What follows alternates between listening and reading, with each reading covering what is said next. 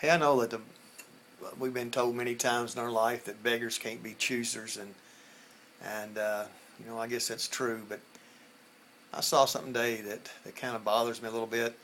I was up in Daytona delivering the magazine and decided I want to go by and check out this one ministry I've heard a lot about.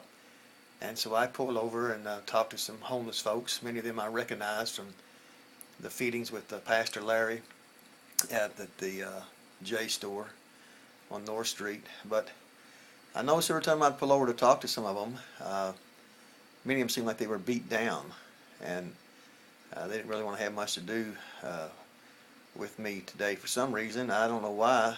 Perhaps they were thinking about how cold it's going to get tonight, and maybe that was on their mind. They was concerned, but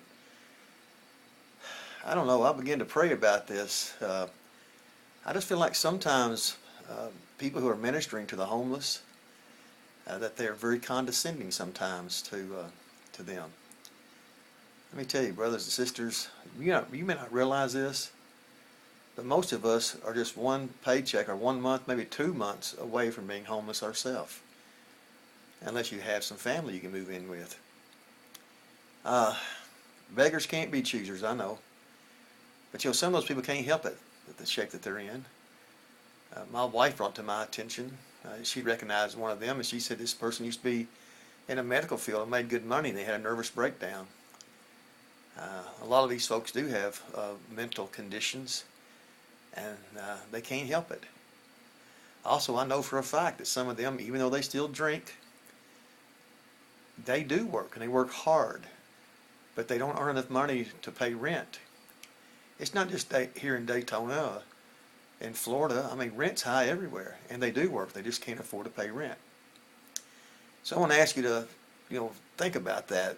Next time you see someone out here, don't be critical of them. Don't slam them when they're down. They don't need that. They know they got problems. They know that they drink. They know they spend money on alcohol and cigarettes and things. They don't need to be reminded. They just need to be loved. And anyway, every day I get older and older, I become wiser and wiser to stuff like this.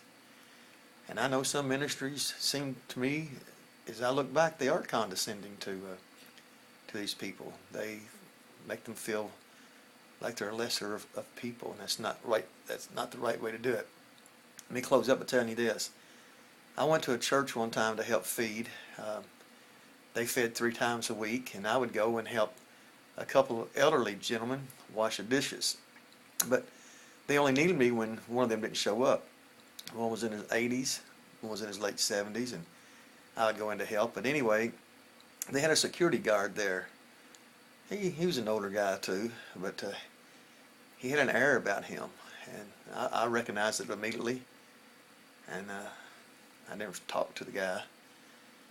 But one day, I guess he didn't. I must have looked different or something. I know I don't look the same every time people see me, but I went in, went right straight back to the kitchen, and there was Joe and Al, and I sat there talking to them and asking them if they need any help. And before they could even answer me, this security guard came in behind me and told me I need to get out of there now. I said, okay, just a second. I said, I just want to make sure they don't need any help. He said, no, you need to get out of here now. And I said, I will, just in a second. He said, no, I'm telling you to remove yourself from these premises right now. I just turned around and said to him, hey, bud, you're not going to talk to me like that. You're not going to speak to me like that. And he thought I was one of the homeless people, and I was in a place I shouldn't be. So you can take it any way you want to. You can say that I'm mean-spirited, or you can side with me, or you can be against me. It doesn't matter. But whether he thought I was homeless or not, he had no right to talk to me in a condescending voice. And we had a few little words, exchanged some words, and I just told him, I said, I can see why people don't speak to you. Some of these people are scared of you. I'm not scared of you, buddy. And I'm going to leave, but I want you to know I was here to help the ministry. I'm with the ministry, but that's okay. And I'll leave now. And from now on, I'll come in, and I'm not going to help wash the dishes or anything. I'm just going to go and get a plate like everybody else and go sit back down there and talk to those folks and witness to them that way and love on them that way. And anyway, the next 2 or 3 times I come in there, he wouldn't even make eye contact with me. But I went one time and gave him a card and told him I'm sorry that I offended him if I did in any way, and please forgive me. And then I just went on about doing my thing with the homeless. Listen, just because we have a little position of authority by feeding people, it cannot go to our heads. Those folks are just as important in God's eyes as we are. And though we may have the money and they don't, or we got the food and they don't, that doesn't make them any less of a human being. Think about that.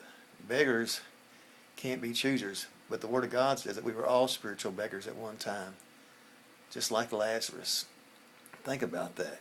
God bless you.